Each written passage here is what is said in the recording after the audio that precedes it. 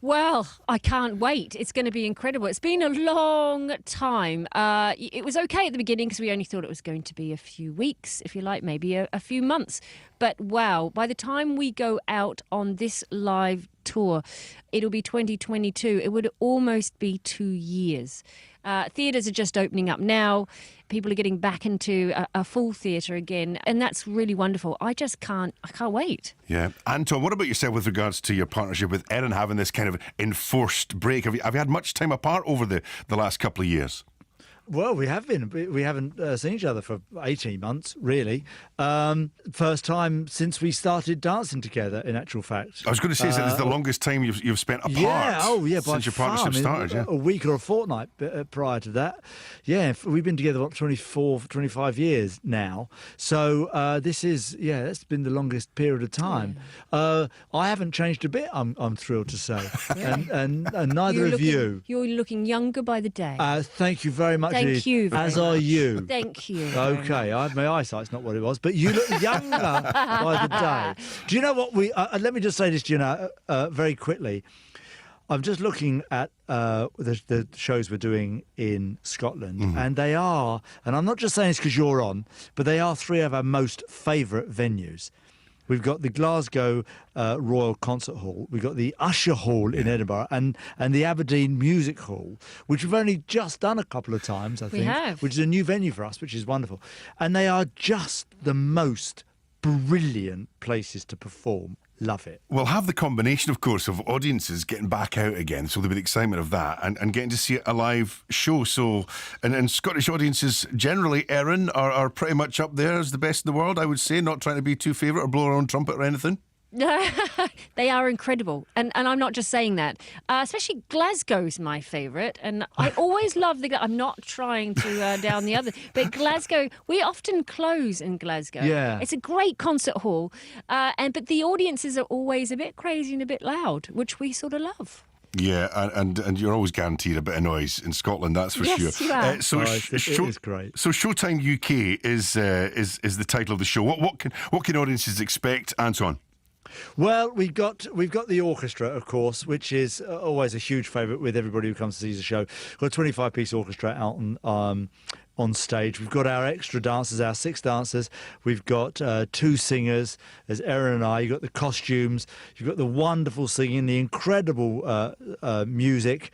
And it all comes together as a fabulous extravaganza. It's my new favourite word of the day.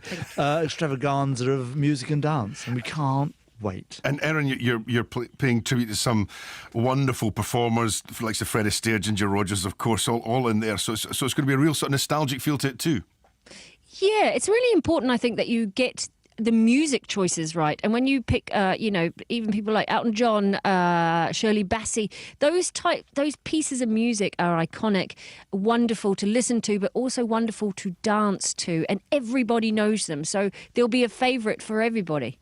And what about you, Anton? When you come to approaching a show like this, the partnership you obviously have with Erin is so long standing. Does many of it just sort of click in? Do you collaborate tightly together? Does one have a sort of more sort of stronger viewpoint with regards to how a dance routine should go, or does it just work like clockwork now? Well, there is that wonderful familiarity, of course, and Erin knows what I'm thinking before I even have to mention it, essentially. And, that is the great fortune of being together for so long, is that, there's that you can rely on it, really, in that regard. And then the body of the show is put together by our choreographer and director, Nikki Wollaston, and she puts everything together. But, when we're on stage together, there is that sense of... There's a sense that nothing peculiar is about to happen in an unexpected fashion, which you get with people you've never performed with before, or very rarely. I wasn't expecting that, or you don't get any of that. So it's sort of... and I think that it translates to the audience, and then because you don't want the audience sort of on edge. You want them just to sit back and enjoy, and the audience can sit and go, this feels great. already. But Erin, and that just comes from the stage. But does the show evolve, Erin, in any way once you've sort of set it? I mean, obviously it's so tightly choreographed and produced. But once the show is on the road, do you and Anton maybe say, well, actually, why don't we try this in that routine? Oh, definitely. Yeah, of course it does. There's never the same show either. Each night the audiences are different, the stage is different. We have elements that stay the same. Of course, we've got choreography, but sometimes that has to change as well because you may have a bigger stage, a smaller stage. But yeah, it evolves. But also it's evolved over time. This is our 13th tour. It's got bigger, it's got better. You get rid of the bits that don't work. You bring in new bits that do work. It's nice for us to do a bit of a change, isn't it? And we do a Q&A session. We always have a little chat during We always the have show. a bit of a chat, a bit of an insight for people. They get to know us, they get to know a bit about Strictly or whatever they want to know, really.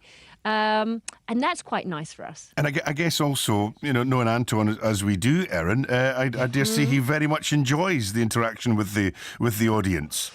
Oh, Give Anton a microphone and he never gets. Sometimes I have to rein him in. Sometimes bring him back down to. We've got a show to put on here, Anton. Shall we dance again? But it's quite nice. It's quite a funny part of the show, isn't it? There's always some very interesting questions. It's nice for the audience too. Obviously, most of the show is song and dance. It's all sort of going on, but there's just that one bit in the second half where we bring it down, have a bit of an intimate Q&A, and then it explodes again. Well, before you get to click up your heels in Showtime UK in January next year, Anton, you'll be getting behind the desk for this season's Strictly. Looking forward to that. I thought you did a terrific job when you stepped in last year. Oh, thank you very much. I did enjoy it. I mean, it was only for a couple of weeks last year, and I'm thrilled they've asked me to do it for the series this year. I'm just going to take it from the perspective that, through my experience of having done the show for so long, really, and I know exactly what they're all going through and what they're trying to achieve. And I know that the routine probably felt amazing on Thursday and was fantastic on Friday. And suddenly it's Saturday night and the nation's watching and the judges are in the room. You get one go and it's not quite the same. And so I know how that all feels, and I know what they're going to feel like as soon as Anna and Dedicoat goes and dancing the waltz, and then their legs turn to jelly and they don't work anymore. And I get all that, so I'm going to take all that. I'm going to come from that perspective. But the difference is you'll be sitting from the comfort from behind the desk on a nice chair, which is slightly different. And I'm not getting voted off. No, you're not. You're there for the entire run. Ever. Anton, Erin.